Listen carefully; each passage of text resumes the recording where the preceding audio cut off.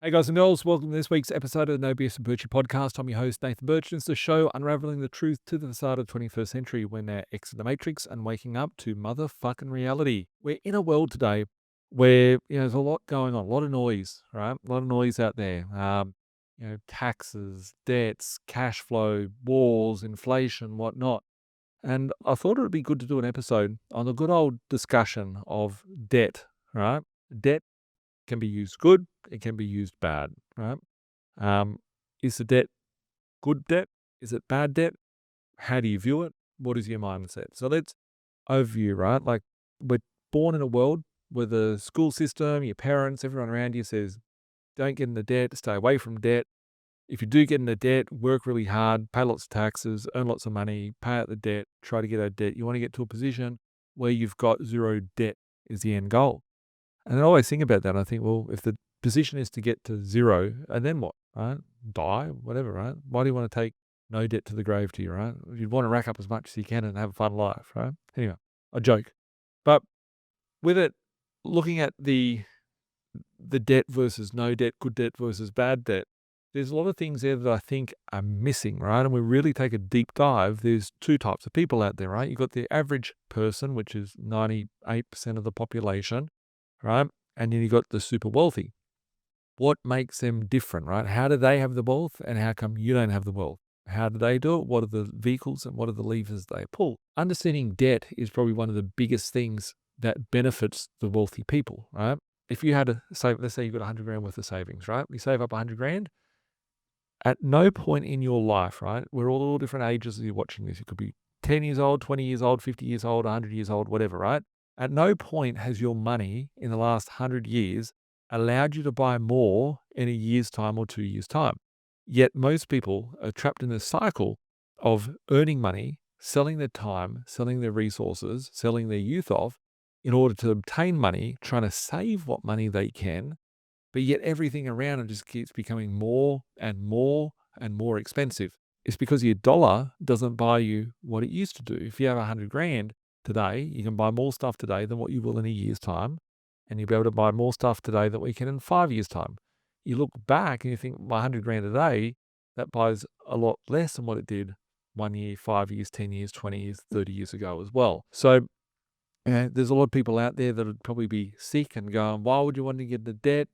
For me, I'm not even at 50 million worth of debt. I'd love to get to $1 billion worth of debt is one of my goals, to get to $1 billion in debt. It's, people roll over and, vomit and be sick from even thinking of those numbers, right? But if I had $1 billion worth of debt, it would mean that I'd have billions of dollars worth of assets. And it means that the cash flow would be flowing through to be able to support that debt and have a better lifestyle. So, there's two camps to it, right? Have no debt and be poor, and have, you know, debt and be wealthy, right? And if you look at those two camps, you've got wealthy people who are using debt as an instrument and as a tool. Are they right or wrong? Or is the poor person right or wrong, right? So I don't know. You make the decision whether the poor person's wrong, right, and the rich person's wrong, or the rich person's right and the poor person's wrong, right? Where do you want to take that guidance and advice from? And when I break down, what is the debt buying? And I remember having this discussion probably about 10 years ago with a mate. And this person, he's Muslim, and he doesn't touch debt, right? And I remember saying to him, mate, look at it. The debt will become the asset. He's very open to lots of things. And looking back in discussions that we have now, it's like, yeah, wow, the debt is actually the asset because the debt gets devalued, right? You take out 100 grand worth of debt today, 100 grand worth of debt's nothing today, right? I remember when I bought my first property 23 years ago and I had a $210,000 mortgage on it. I thought I was actually going to go bankrupt. I had this feeling of like 210 grand. How am I ever going to pay this off? Whatnot, whatnot, whatnot. That asset today would be worth $1 million. 200 grand. People are driving around with cars with 100 grand, like Fords and, Toyotas with 100 grand mortgages attached to their car today, right? So the debt becomes irrelevant due to the fact of the level of inflation, the level of manipulation, the level of money printing that's happening out there. So, I guess, the savers, if you're trying to save your way to wealth, you're getting robbed every time. you save yourself 50 grand, everything around you's gone up by 100 grand. And reality is we're at a point today where people can't even save, right? Everything, inflation has gotten so far out of control, people can't even save. Basic necessity. I look at the ability that I can leverage debt. Like if you're taking out 20 grand to go buy some furniture, you're taking out 20 grand to go buy a car that's going to go down in value, right? That may not be the wisest worth of debt. But if you're taking out debt to accumulate an asset that's going to be inflated away, whether it's a business, I'm not a fan of buying businesses personally. I'm not a fan of taking debt for a business at all, because businesses change, and I just don't think it's the right way for having a business. But I think taking debt on assets that are going to accumulate in value, that is the key. If you've got an expense of 10 grand a year and you've got a cash flow of 15 grand a year, you're 5 grand up in your pocket, right? It's not just the asset that goes up. Let's say you buy a 200 grand property and you think the 200 grand is going to go to 300 grand or 400 grand or 500 grand. There's many other layers to this transaction. And let's just break down how I see the debt and the transaction occurring. So let's say you assume you buy a property for 250 grand and you throw down a 50 grand deposit on it, you take out a 200 grand worth of loan. Let's assume that property goes up to 750K over a year, 2 years, 5 years, 10 years, a decade, 2 decades, whatever it is, right? When that property goes up from 250 grand to 500 grand, it didn't double. It did, but didn't just double. Let's say it goes to 750, it didn't triple in value. You're looking at it that it tripled. But what has actually happened is that 50 grand that you put down, if you buy it for 250 and you sell it for 750, you make 500 grand worth of profit. That 500 grand is now your growth out of the deal. Your 50 grand has now 10x in value. So you've got to look at the capital that you're putting in and what is happening with your capital. You've got 24 hours in the day. People can sell 8 hours a day in a job. People can do 20-hour days if you want to, right? But you've only got limited amount of hours and ability to sell your time and youth and time on this planet, right? So if you can take a 50K, buy an asset that doubles, triples in value, your capital that you put into that has 10 times in value. But that's only just the start of the equation, right?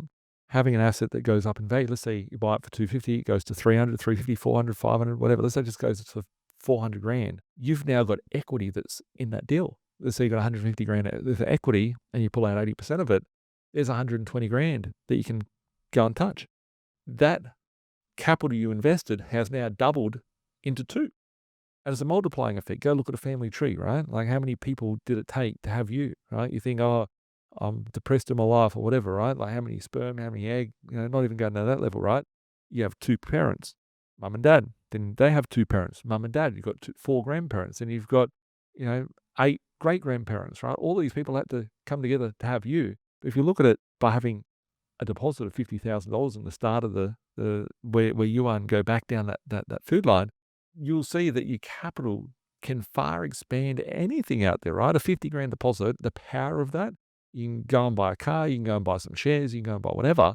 But if you use that simple 50 grand as deposit, 250 grand purchase, doubles in value, goes up only 100, 150K, you can buy 2 more properties. So now you've got 3 properties in the pool. Those two new properties go up by 150K. Now you've got 300 grand worth of accessible equity. You can go buy 5 more properties, 6 more properties. It's far greater, right? It's the compounding effect of the debt. So savers are getting destroyed. People that are wanting to pay off their mortgage. Let's say you've got a 200 grand mortgage or a 500 grand mortgage or $1 million mortgage. You're going to work for the next 30 years of your life, earn money, pay back a little bit of the debt. You see your screen go down. Oh, I'm paying off. I've got $1 million loan. Now I'm down to $975,000. Now I'm down to $900,000. It might take you 10 years of living a shit life, and you go, well, I've got 800 grand worth of loan. Yeah, I'm killing it. You still got 800 grand worth of loan or 700 grand worth of loan. You're not really killing it. You're paying heaps of tax. You're selling all your time that you could be spending doing the life you want to have, the family you want to have, doing whatever you want to do, better than having to go work. At the same time, if you had 10 assets that were all going up, you go, okay, I bought this thing for 200,000, 250,000. Now it's worth 750,000. I bought 10 of them. I sell off 2. I make $1 million worth of profit. I pay out the mortgage. I've still got 8 properties. I've still got my house out unencumbered. It's a much wiser way to do it. And a lot of people look at debt and they're poor, right? Think about this actually. As I'm saying this and the words come out of my mouth, I'm just thinking of different times in my life. Think about all the people that have ever spoken to you about debt or money or where you've got your advice from, right? If all you've got your advice from is your mum, your dad, your colleagues, whatever, look at what they've achieved in their life. Where is their position at? And they might be very successful. I'm not taking anything away from 'em, right? But there's so much people giving cheap advice out there that are around you. You trust them, you love them, or whatever. And you think, okay, if I do what you've done, it's going to get me to their life, right? What successful person goes, never get into debt, pay out your debt as soon as you can. There's a line here of saying being reckless or, being conservative or being too conservative, right? But what is that risk? What does it look like? The risk for me that I see, oh, you're going to get a risk by buying a property that you got a debt, you got to pay it off, whatever. Well, how can I minimize that risk, right? I buy a 250 grand asset. I put a $50,000 down. I put down 20%. The bank is risking their capital. Yeah, they've got straps over you or whatever, but they're risking their capital by putting it into the deal. They're confident of the deal. They're confident of you by giving you the money to go and fund that deal. They're risking their deal. They just get paid a fixed amount of interest, whatever it is, 2%, 3%, 5%, 10%, whatever your interest is. But you have all the upside. You've got the property going up in value. You've got the cash flow going up in value. You've got the value add that you can add to the property. Elements of it, right? If I want to get to $1 billion worth of asset or $1 billion worth of debt, right? I'm not going to be able to save my way there. I'm not going to be able to, work my way there. I'm not going to be able to create a business to get there. Is leveraging the monetary supply that's out there. And when you think about money, everyone's going to work for 30, 40, 50 years of their life, sacrificing 40 hours, 50 hours, 60 hours, 70 hours a week in order to earn money. Just as much as you're getting paid your 1,000, 2,000, 5,000, 10,000 a week in wage, right? There's literally people out there. There's literally people in this world. I can't even begin to explain this. They go, okay, we're just going to create some debt. Assets have gone up in value. Cool. Let's pull in another $1 million worth of capital. Let's pull in another $10 million worth of capital. Let's pull in $1 billion worth of capital. Let's push a few buttons, contact a few of our mates, and we'll get $1 trillion worth of capital just created like that, right?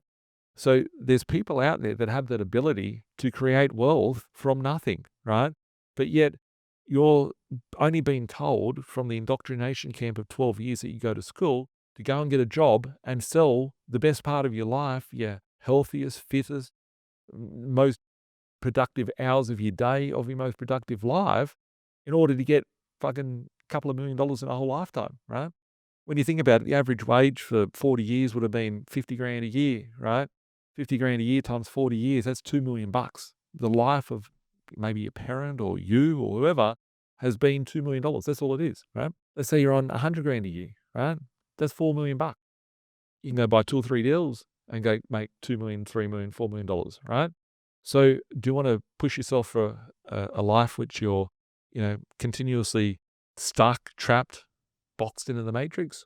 Or you want to look at, okay, here's all the elements that I've got. I can go and play with the ones that are being successful, right? And that's how I viewed it. When I grew up, I was in a family which said, pay off debt, don't have debt, debt's bad, blah, blah. It took me probably 5 years.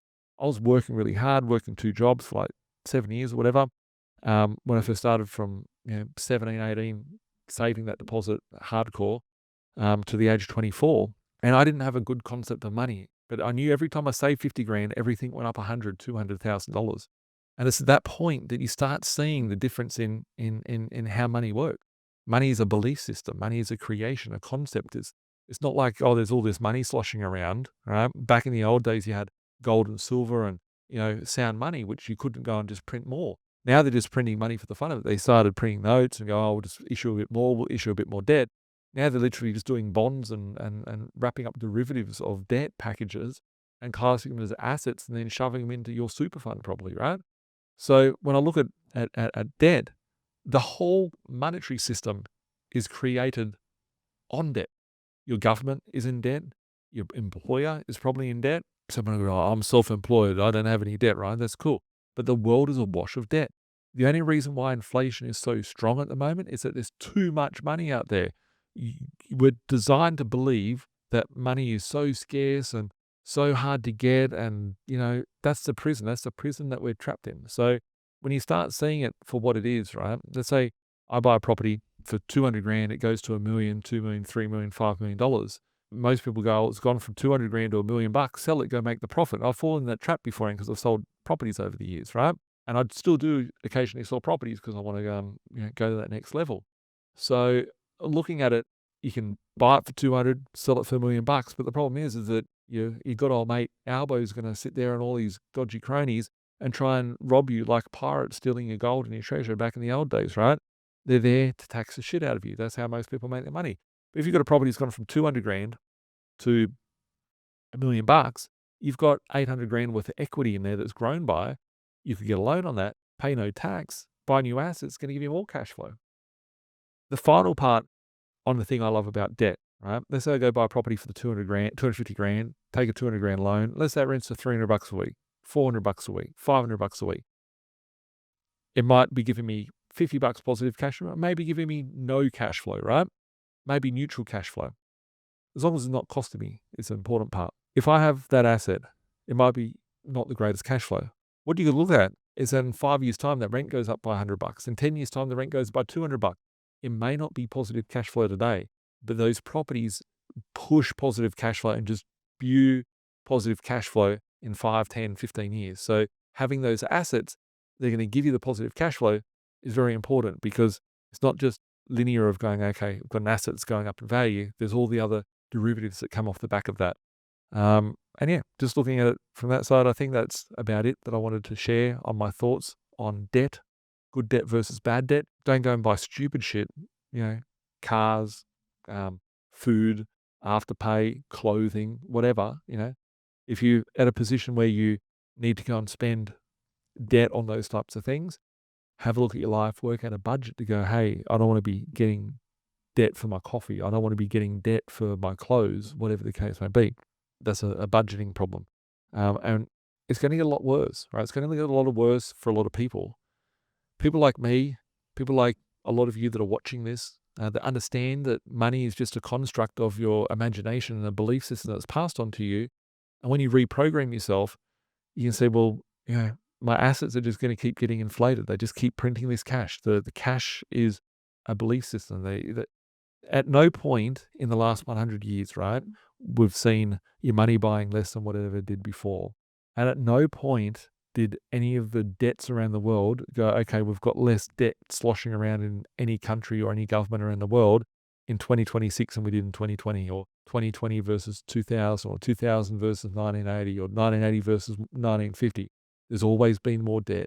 There's always been more inflation, and it's getting worse and worse and worse. So that's the exciting part, because the more that the world gets in trouble, the more people are getting hurt, the more, my assets are going to go up and the more wealth is going to come. So, that's the fun part about it.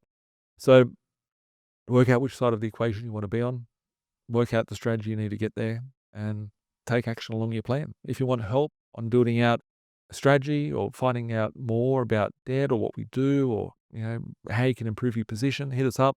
1300 367 925, admin@binvested.com.au. Speak soon. Have a great week. Bye for now. Like Bilal said, man, we stuck in the matrix. This my advice, don't care if you take it. The dollar back to die, soon to be hyperinflated.